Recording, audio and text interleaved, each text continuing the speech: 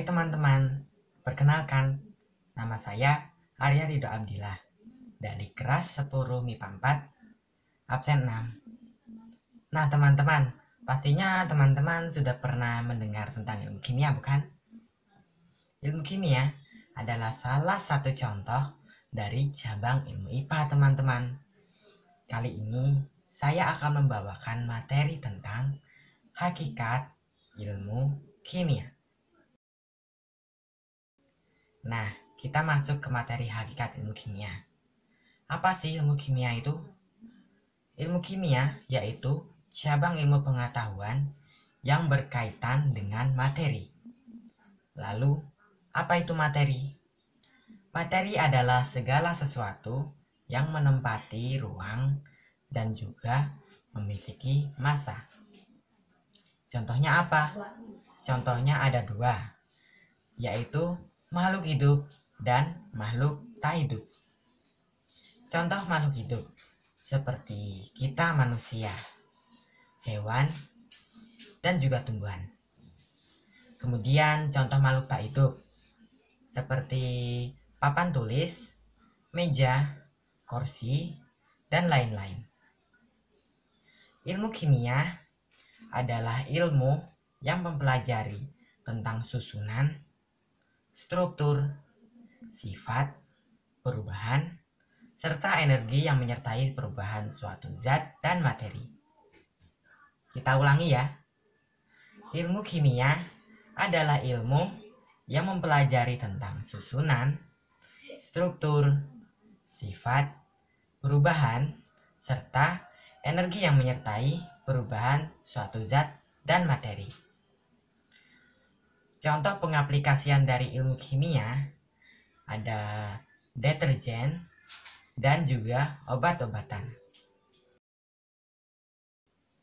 Nah, setelah mempelajari hakikat ilmu kimia, sekarang kita lihat yuk mengenai metode ilmiah. Sebenarnya apa sih metode ilmiah itu? Metode ilmiah adalah proses keilmuan untuk mendapatkan pengetahuan secara sistematis melalui bukti fisis. Lalu, bagaimana tahapan dari metode ilmiah? Yuk kita lihat sama-sama. Yang pertama, kita harus merumuskan masalah. Yang kedua, membuat hipotesis. Yang ketiga, menyusun teori dan prosedur kerja. Yang keempat, kita harus mengumpulkan data. Yang kelima, menganalisis data dan membuat kesimpulan. Dan yang terakhir, melakukan publikasi dan membuat laporan. Nah, setelah tadi membahas tentang hakikat ilmu kimia dan metode ilmiah, sekarang kita bahas yuk tentang keselamatan kerja pada lab kimia. Yuk kita bahas simbol-simbol di laboratorium. Yang pertama, ada simbol eksplosif.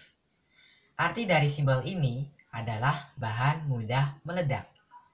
Contoh dari bahan yang mudah meledak ada etanol, aseton, dan asam asetat. Yang kedua, ada simbol flammable.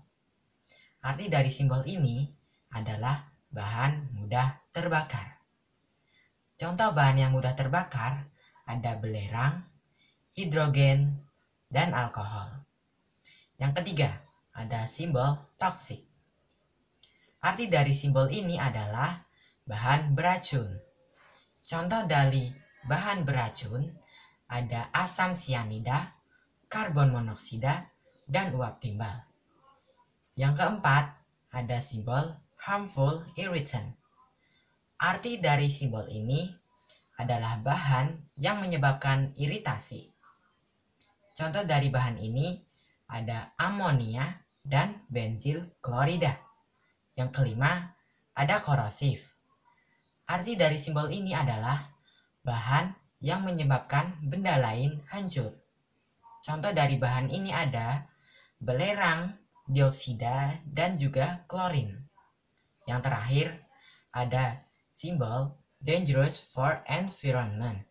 Arti dari simbol ini adalah bahan yang berbahaya bagi lingkungan.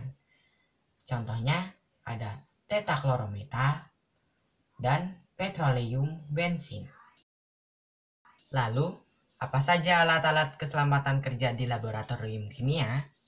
Yang pertama, ada jas laboratorium yang berfungsi untuk melindungi tubuh dari tumpahan zat-zat kimia. Yang kedua, ada sarung tangan yang berfungsi untuk melindungi tangan dari bahan yang menyebabkan iritasi. Yang ketiga, ada kacamata laboratorium. Kacamata ini berfungsi untuk melindungi mata kita dari cipratan zat kimia. Yang keempat, ada masker laboratorium yang berfungsi untuk melindungi organ penciuman dari zat yang mudah menguap. Yang terakhir, ada penutup kepala yang fungsinya juga untuk melindungi dari zat yang mudah menguap. Sekian dulu ya video dari saya. Semoga bermanfaat. Jumpa lagi.